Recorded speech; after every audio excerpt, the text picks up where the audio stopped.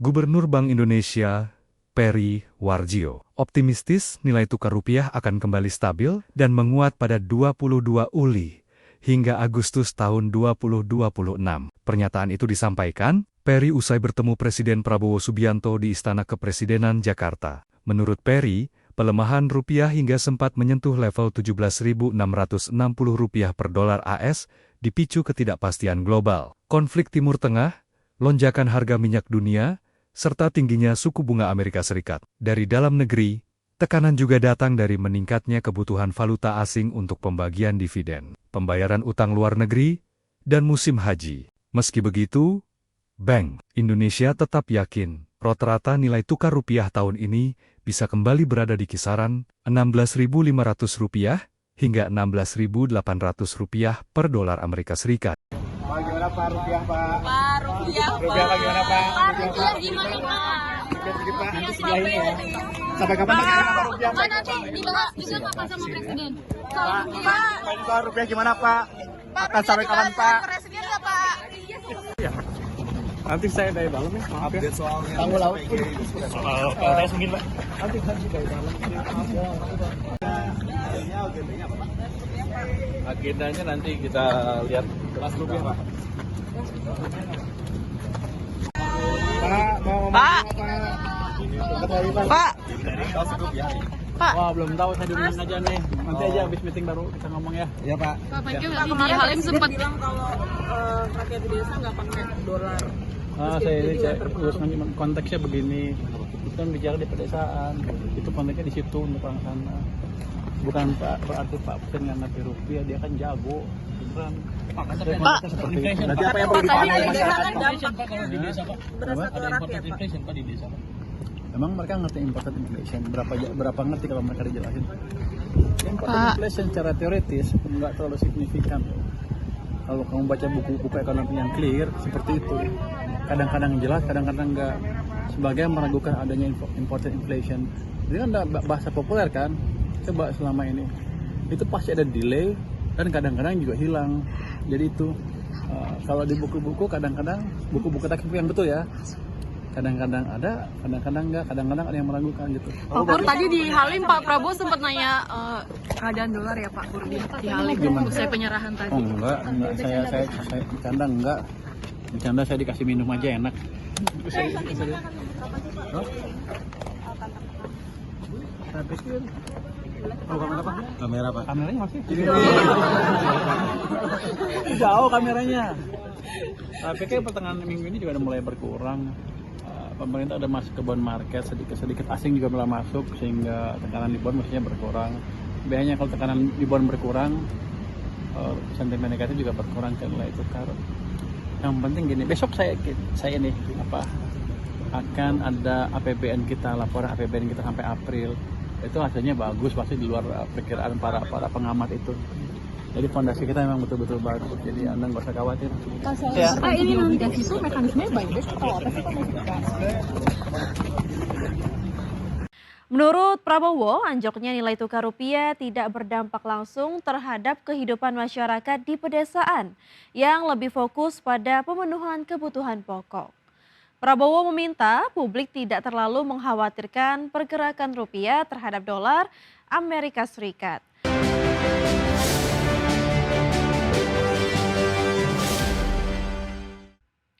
Pemirsa, Presiden Prabowo Subianto menanggapi santai pelemahan nilai tukar rupiah terhadap dolar Amerika Serikat yang menembus level Rp17.600.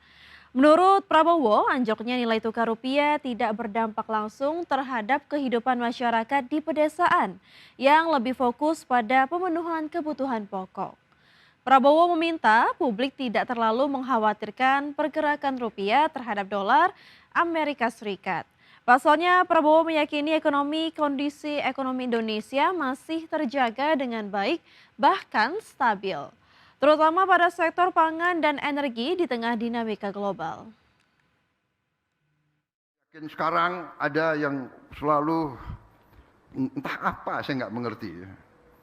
Sebentar-sebentar Indonesia akan kolaps, akan chaos, akan apa, ya kan? Rupiah begini, dolar begini, dolar. Orang Rakyat di desa nggak pakai dolar kok, ya kan? Pangan aman, energi aman. Ya, Asosiasi Pengusaha Indonesia atau APindo angkat bicara tingginya nilai tukar rupiah yang mencapai 17.500 per dolar Amerika.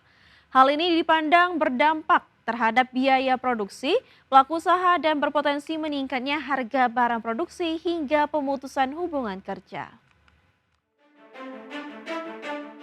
Pelaku usaha menilai tekanan nilai tukar rupiah yang sempat mencapai level 17.600 terhadap dolar Amerika akan memberikan tekanan berlapis dan mengganggu iklim usaha.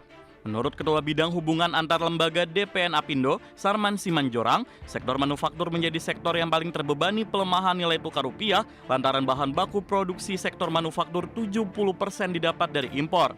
Jika pelemahan nilai tukar rupiah berkepanjangan, mengakibatkan beban produksi yang berakibat naiknya harga produk ke konsumen. Bahkan tak menutup kemungkinan adanya skema perumahan karyawan hingga pemutusan hubungan kerja. Pelaku usaha berharap pemerintah dengan cepat melakukan langkah cepat untuk menjaga menguatkan kembali nilai tukar rupiah. Kepanjangan, maka tidak tertutup kemungkinan ya dunia usaha itu akan menyesuaikan dengan harga-harga di konsumen. Nah, kalau itu yang terjadi, nah tentu yang pertama yang kita khawatirkan itu juga akan mengganggu daya beli masyarakat kita. Ya kan, yang kedua tentu juga ini akan mendorong inflasi dalam hal ini. Nah, sehingga ini sesuatu yang sangat-sangat kita khawatirkan. APindo meminta pemerintah untuk memberikan insentif bagi industri yang masih bergantung pada bahan baku impor. Hal ini untuk menjaga keberlangsungan usaha di tanah air di tengah tekanan usaha yang berlapis. Jakarta, Ade Firmansyah, IDX Channel. Pemirsa, Miten Produk Perawatan dan Kecantikan PT Victoria Care Indonesia Tbk atau VICI mulai mengkaji ulang target kinerja pada tahun 2026. Langkah ini diambil setelah laba bersih perseroan mengalami tekanan pada kuartal pertama tahun ini, di mana perlambatan daya beli dan ketatnya persaingan industri menjadi tantangan utama perseroan. PT Victoria Care Indonesia Tbk menyebut saat ini perseroan tengah meninjau kembali target pendapatan dan laba bersih untuk tahun 2026. Sebelumnya, VICI membidik pertumbuhan single digit namun kondisi pasar yang berubah cepat membuat manajemen lebih berhati-hati. Perlambatan daya beli masyarakat dan ketidakpastian ekonomi global dinilai memberikan tekanan terhadap penjualan produk kecantikan dan perawatan tubuh. Perseroan menyebut pendekatan pruden menjadi langkah penting untuk menjaga stabilitas bisnis. Berdasarkan laporan keuangan kuartal pertama 2026, VICI membukukan laba bersih sebesar 26,3 miliar rupiah. Angka tersebut turun sekitar 31% dibandingkan periode yang sama tahun sebelumnya yang mencapai 38,1 miliar rupiah. Meski demikian, pendapatan perseroan masih tumbuh hampir 12% menjadi 363 miliar rupiah. Penurunan laba dinilai dipengaruhi meningkatnya biaya operasional dan persaingan pasar yang semakin ketat. Untuk menjaga kondisi keuangan perusahaan, VICI memutuskan menunda rencana perluasan pabrik yang sebelumnya sudah dikaji. Manajemen menyebut langkah ini menjadi bagian dari strategi mitigasi risiko di tengah kondisi pasar yang belum stabil. Saat ini perseroan memilih berfokus pada efisiensi operasional dan penguatan struktur bisnis. Selain itu, VICI juga akan terus memantau perkembangan pasar sebelum melanjutkan rencana ekspansi besar. Meski menghadapi tekanan industri, produk kecantikan dan perawatan tubuh di Indonesia dinilai masih memiliki prospek positif dalam jangka panjang. Pertumbuhan e-commerce dan meningkatnya kesadaran masyarakat terhadap perawatan diri menjadi pendorong utama pasar. VICI juga terus memperkuat strategi penjualan online dan inovasi produk untuk menjaga daya saing.